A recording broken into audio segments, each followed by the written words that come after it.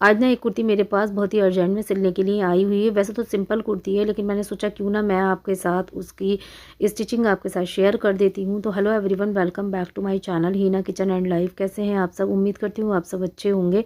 तो ये है वो कुर्ती। इसकी ये दामन पड़ना काफ़ी प्यारी सी एम्ब्रॉयडरी हो रखी है मल्टी शेड में, और इस पर छोटे छोटे से फ्लावर भी बने हुए हैं एम्ब्रॉयडरी वाले। लेवेंडर इसका कलर है, बहुत ही प्यारा सा इसका कलर है।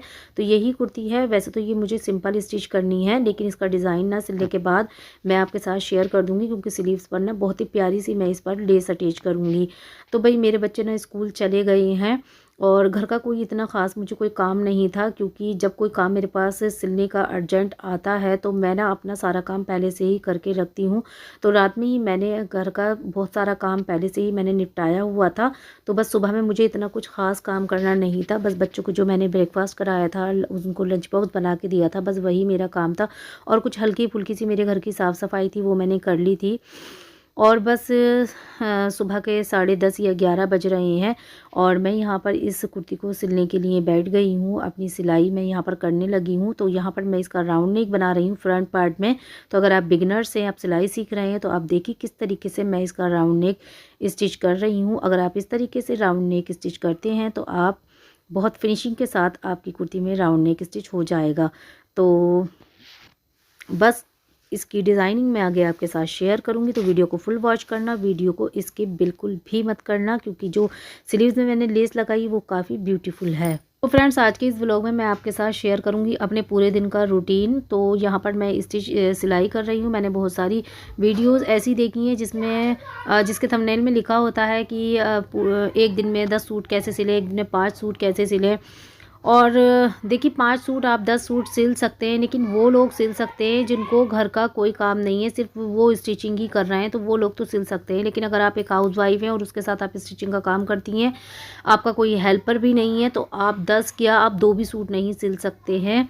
क्योंकि मैं स्टिचिंग करती हूँ, कभी कभी मुझे एक सूट भी मैं नहीं सिल पाती हूँ। देखिए, ये कुर्ती है, आज पूरे दिन में सिर्फ मैंने एक यही कुर्ती मैं स्टिच कर पाऊँगी, क्योंकि मुझे पता है कि मुझे शाम तक मुझे क्या क्या काम अपने घर के करने हैं, और क्या क्या मुझे स्टिचिंग करनी है। सिल भी लेती हूँ, कभी कभी 2 सूट भी सिल देती हूँ, कभी कभी एक भी सिल देती हूँ। लेकिन कभी कभार घर के काम की वजह से मैं एक भी सूट नहीं सिल पाती हूँ, सूट क्या एक कपड़ा भी नहीं सिल पाती हूँ। लेकिन जो अर्जेंट में होता है तो हम उसको तो सिल सकते हैं, क्योंकि हमने अपने दिन के अपने सारे कामों को हमने एक तरफ रखना होता है। फिर हम अगर स्टिचिंग करते हैं तो उस तब तो हम सिल सकते हैं। लेकिन अगर आप ये कहें कि घर के कामों को करते हुए 10 सूट, तो ये इम्पॉसिबल है, बिल्कुल नामुमकिन है। घर के कामों को करते हुए आप सिर्फ अगर 1 या 2 सूट सिल लें तो वो बहुत ज़्यादा है। तो भाई मैं ना यहाँ पर तो यही कहूँगी, आप देखना किस तरीके से मैं अपने मैं अपने ना पूरे दिन का रूटीन आपके साथ शेयर करूँगी कि किस तरीके से मुझे कितना टाइम मिलता है। क्योंकि अभी मेरे बच्चे स्कूल गए हैं, उसके बाद मैंने पूरे घर की डस्टिंग क्लीनिंग की है। हालांकि मैंने रात को ही सारा काम करके रखा हुआ था। इस कुर्ती को भी मैंने रात में ही कटिंग करके रखा हुआ था। बस मैं अब इसको यहाँ पर स्टिचिंग कर रही हूँ।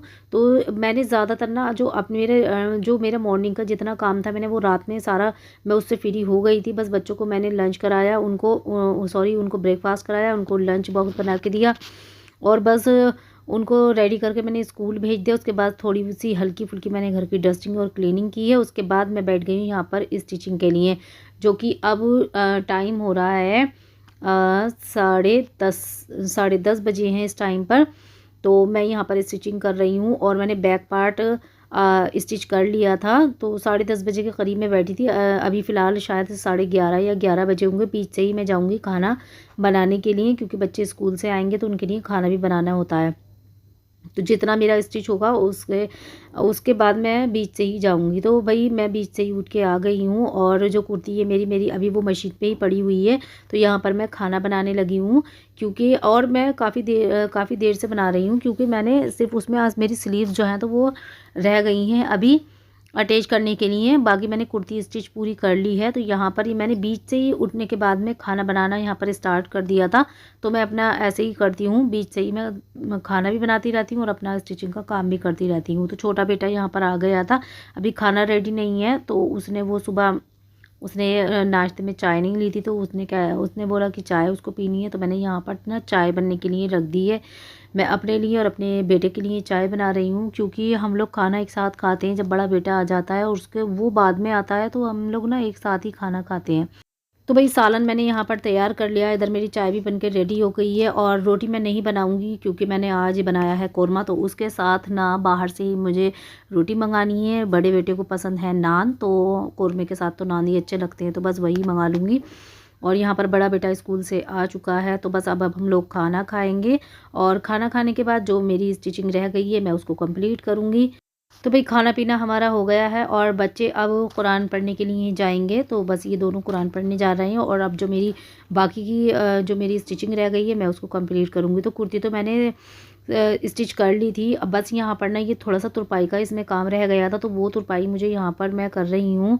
और इसमें जो मैंने लेस अटैच की है ना स्लीव्स में, तो वो लेस ना मैंने सिलाई मैंने उस पर नहीं लगाई है, क्योंकि वो लेस इस तरीके की थी कि उस पर ना मुझे तुरपाई करनी पड़ी है। तुरपाई मतलब कहें तो मतलब मैंने हाथ से उसको स्टिच किया है।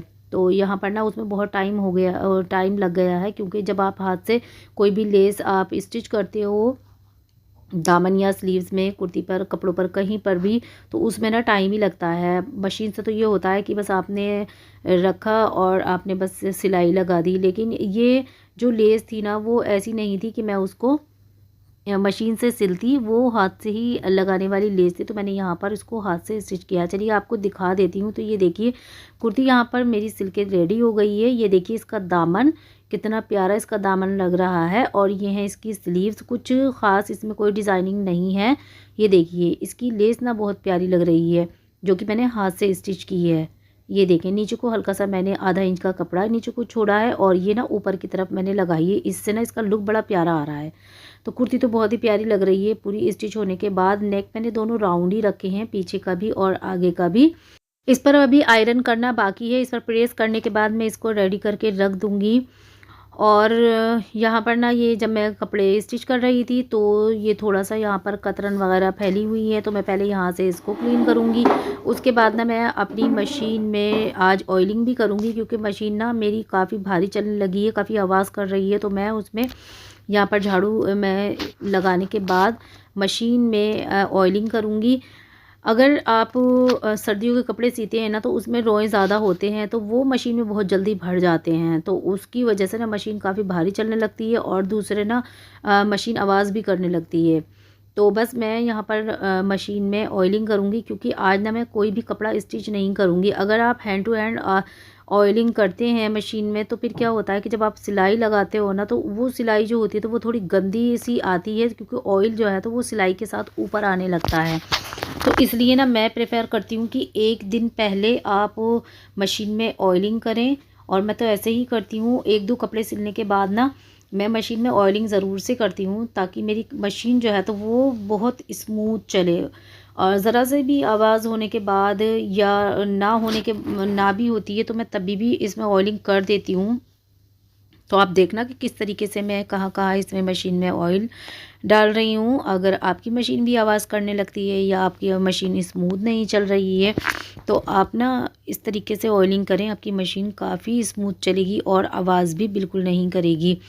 तो बस यहाँ पर मैं ऑयलिंग करूँगी मशीन में, और जो भी कपड़ा मैं स्टिच करूँगी वो आज नहीं करूँगी, वो कल करूँगी। सिर्फ मैंने आज एक ही कुर्ती स्टिच की है, और क्योंकि कुर्ती स्टिच करते करते मुझे शाम हो गई है, घर के और दूसरे काम भी मैंने निपटाने थे, तो वो भी मैंने साथ के साथ किए हैं, तो इसलिए तो बस कुर्ती तो स्टिच कर ली, मशीन में ऑयलिंग भी कर दी, शाम हो गई है। बच्चों को यहाँ पर मैं स्टडी कराने लगी हूँ, क्योंकि अब बच्चों के पढ़ने का टाइम है, तो बच्चों को भी टाइम देना ज़रूरी होता है। बच्चे से अपने कुरान पढ़ के आ गए हैं, तो वो यहाँ पर अपनी स्टडी करने लगे हैं। और पढ़ते पढ़ते जाजिब को भूख लगने लगी है, तो उसको मैंने पराठा और सब्ज़ी ला के दे दी है, तो वो यहाँ पर खाने लगा है। तो बस आज का व्लॉग का हम यहीं पर एंड कर लेते हैं।